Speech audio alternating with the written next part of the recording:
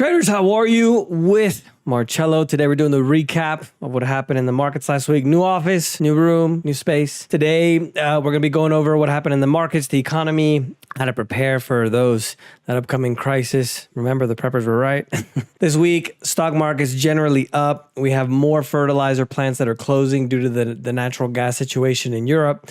We also have some Bitcoin news, a new kind of product that isn't called NFTs, but SFTs. And we even have the government of the UK warning its citizens about potential blackouts. Let's go ahead and get started.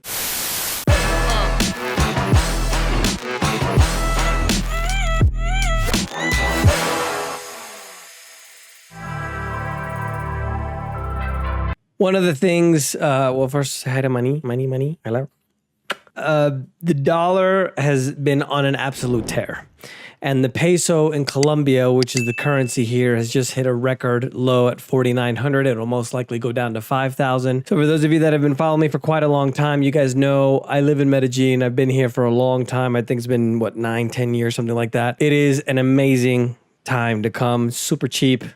Definitely recommend it. Overall for the week, stock markets in the US mostly higher in addition to Canada. The markets overall were higher because of good economic news, mostly the earnings from Q3, right? Remember that in a year, they're the results of corporate companies and generally the way they do numbers, accounting, all that stuff is based on quarters. So you divide by divide by 4, there's 4 3-month quarters. There's 4 3-month quarters in the years. And then due to the fact that we had really good numbers, everything just exploded to the upside. Overall for the week, even though we had a good week so far, we have had an overall down market and a not very good market at that.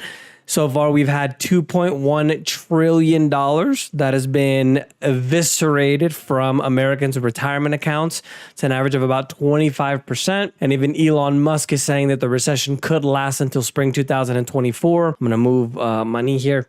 Remember that the technical definition for a recession is 2 quarters of negative economic growth. The government tried to change that definition, but technically we are in a recession right now. That's why Elon Musk is saying that. Good news on the Tesla front, the Model Y, which is the kind of mini SUV that Tesla sells, is on track to beat the Ford F-150 in sales globally this year. That's big news because the F-150 in the US anyway is the best-selling vehicle for like the last 20, 30, 40 years. So if Tesla can make that kind of track record on one of their cars, obviously it's going to do really well for the rest of their portfolio. And another thing Elon Musk was alarmed about is being included in a well-known Ukrainian kill list after he has provided Ukraine with the free internet from SpaceX called Starlink. Now he's apparently been placed on a kill list, so he probably doesn't want to go to Europe anytime soon. Your overseas market news, the European market's mostly higher, both Istanbul and Russia taking the crown as the most positive. Obviously, they're more emerging markets, I want to say, so they're a lot more volatile. Latin America mostly higher, Africa and the Middle East mixed, with Nigeria being down over 7%. And in the far east, we have Malaysia at positive 4.62% positive. Bitcoin and crypto space, this is a big piece of news. The IMF, which is the kind of the New World Order bank, right? The International Monetary Fund, they have essentially admitted that central bank digital currencies would let the government control what people spend their money on. I don't know if you guys know, but in China, they have a rationing system, let's call it, a social credit score, where if you jaywalk on a street, you get dinged and then you're not able to go out and you're not able to buy things, or you're limited in the things that you can do. So just imagine this perfect utopia where we're protecting the environment, where you can't buy any meat because meat produces methane, which supposedly affects the climate in a negative way. So you're not allowed to buy any more meat this week. Just imagine that utopia. Isn't it wonderful?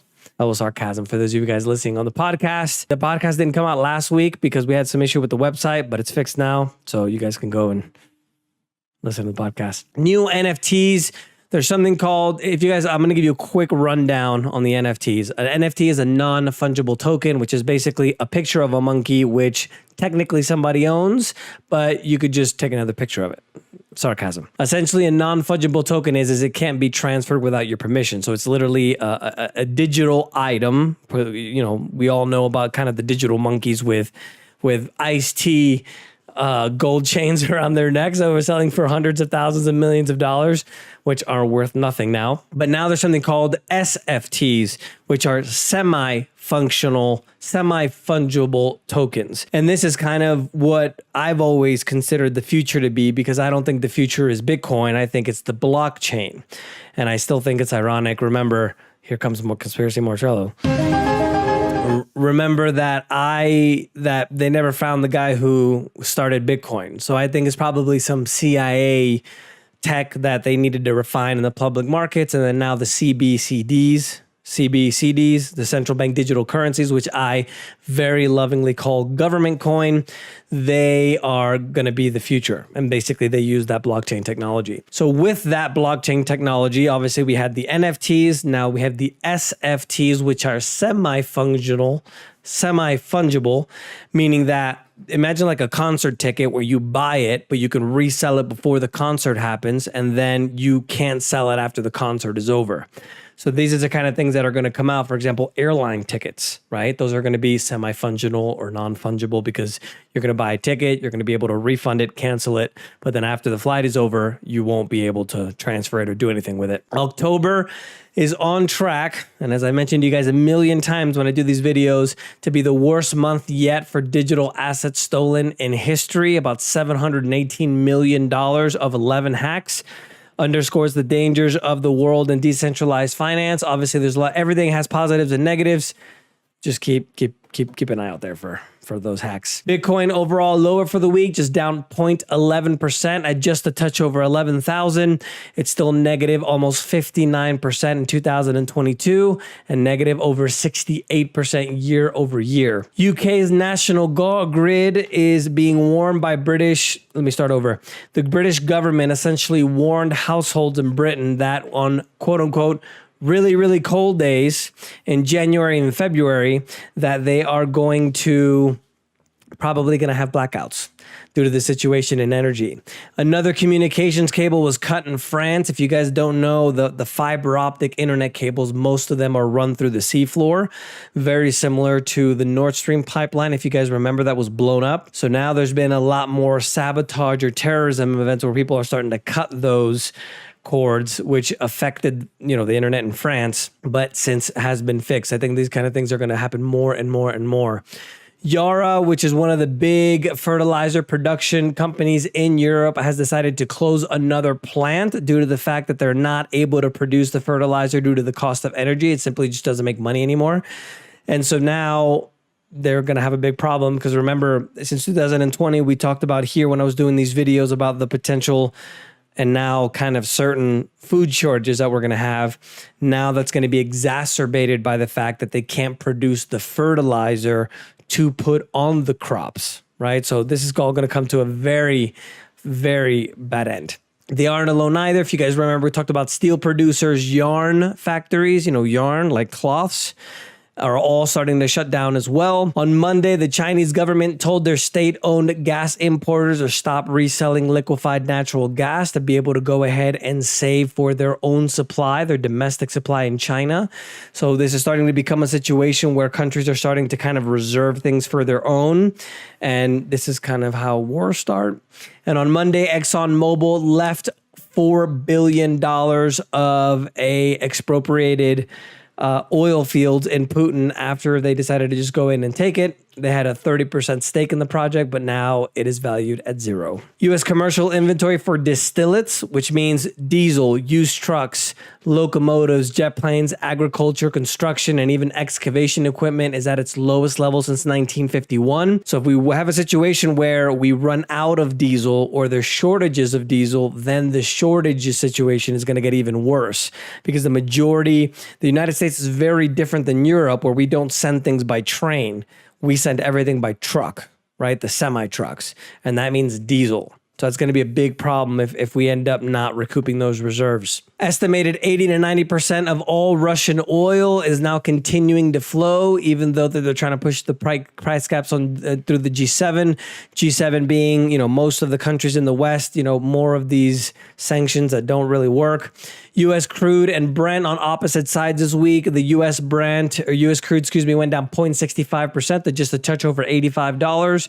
And Brent went up by 2.04% to 93.50. The dollar receded just a little bit this week after the huge tear that it's been on over the last few weeks and months. For that reason, gold and silver went up. Gold is up 0.76% to 1,658, while silver went up over 6% to 1952. This is mainly due to the fact that the Japanese government started to intervene with their yen. They started trying to prop up the yen, which is the currency of Japan, and that allowed the dollar to come down a little bit. Financial and banking news. Credit Suisse Group is moving forward to sell its U.S. asset management business.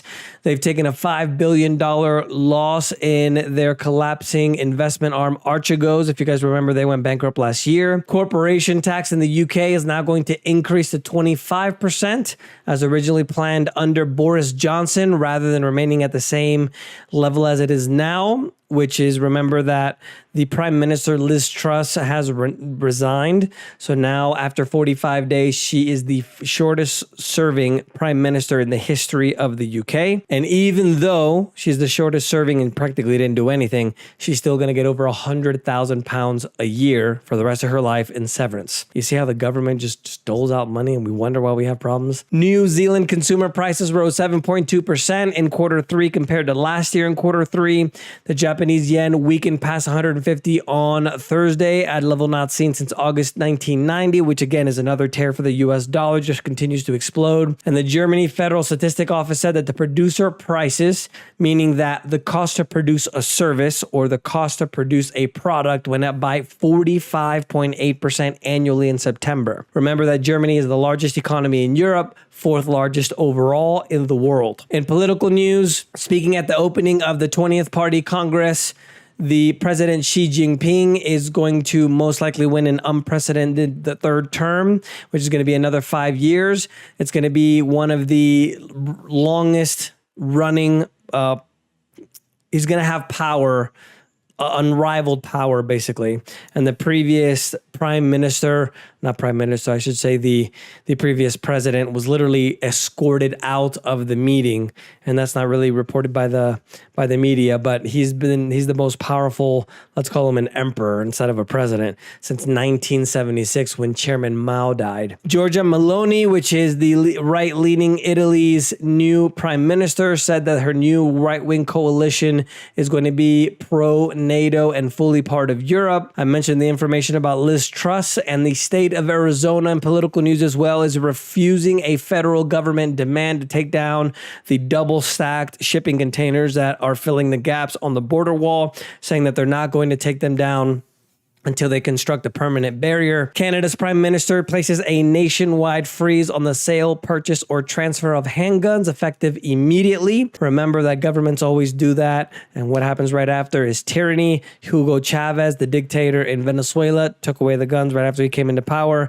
Adolf Hitler, luckily in the United States, whatever side you lean with, we still have the right to bear arms. Boston University, and this is crazy, Boston University created a COVID strain with an 80% mortality in mice, meaning that 80% of the mice died. You kind of wonder what really happened with that pandemic in the first place. And a pro-vax bodybuilder who dared anti-vaxxers to use him as a test case has died. Super healthy. If I'm not mistaken, he was 63 years old, just absolutely jacked. And so now we kind of know the truth about hopefully, I'm sure they'll report he died of natural causes. Economic news, the U.S. home building fell by more than expected in September.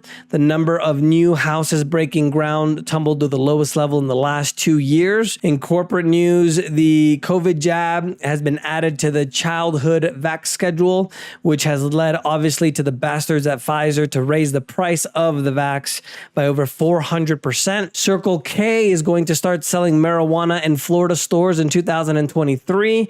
It's in collaboration with a company called Green Thumb Enterprises, which has presence in 15 states, and Florida is the second largest market of marijuana after California, believe it or not. Shares of major U.S. banks in corporate news rallied on Monday. Again, those great corporate results, which allowed the market to go higher this week.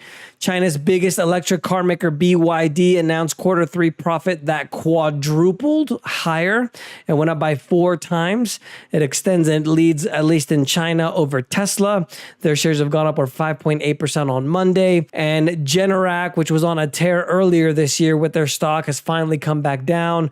They went down 25.34 points, and now it's down to $110 the stock. And Amazon Web Services announced that they want to create a tech hub in Bangkok, Thailand. And the idea is that they want to go ahead and create a hub for the whole region to be able to allow people to purchase their goods and services, obviously from Amazon, but also have their web services there as well. In trade news, in Japan, they're going to impose additional sanctions against North Korea due to the situation with the missiles that they exploded or they sent over Japan into the sea. And then in technology, we have a new analysis led by researchers at the University of California that finds that the 2020 wildfires were the worst on record. 2 times the amount of greenhouse gas emissions were sent into the Earth's atmosphere than the reduction of California emissions from 2003 to 2019. Now, just imagine, you guys probably don't know this, but we've had a lot higher events of volcanoes going off. And so if we supposedly release so much emissions in the atmosphere that we're affecting the environment, then probably should take care of the forests there in California, because they emit a lot more emissions than we do. The Black Death, which started in the late 1340s, which is single greatest mortality event in history, killing some 50% of Europeans in the last 5 years. They found that the genetics of people that got the disease and survived actually changed the genetic makeup of people in their immune systems to allow them to survive the disease easier in the future. Even today, they're able to tell that, which is actually pretty interesting. European Space Agency announced that they're going to use SpaceX Falcon 9 rockets to launch 2 scientific missions because they can't get their own rockets going, and they're not able to use the Russian ones because of the whole situation with Ukraine. And investment news, U.S. rapper Kanye West, Yeezy, he is going to buy a Nashville-based Parler, which is a Twitter competitor. They're one of the many social media firms which supposedly are claim to be free speech. There's others like Getter, Gab, and Truth Social as well. And international events, French unions began a nationwide strike on Tuesday, asking for higher wages due to the situation with inflation. Macron, which is the president of France, says that he is going to have one of his toughest challenges now with the re-election in May. And Moscow this week, I normally don't report a lot of stuff about the war because I figured it's kind of overkill, right? It's all over the news. They're shoving it down our throats. But this week I saw that one thing that was heartbreaking was that Moscow fired over $500 million of cruise missiles just on Monday after the bridge attack. So hopefully that situation will get sorted soon. Unusual facts, a team of Austrian and Greek archaeologists in South France have supposedly found the Temple of Poseidon, recorded by the ancient Greek writer Strabo. That's actually pretty interesting. And last but not least, a gentleman that was eating clams discovered a button-like and purple pearl when he was eating his food. They almost sent the food back. The chances of actually finding a pearl are 1 in 10,000, and he found it at a local restaurant in Delaware. That's the news for this week, guys. Let me know if you guys have any questions. Don't forget to subscribe. If you guys have any questions, leave them with the hashtag AskMarcello. We'll see you next week.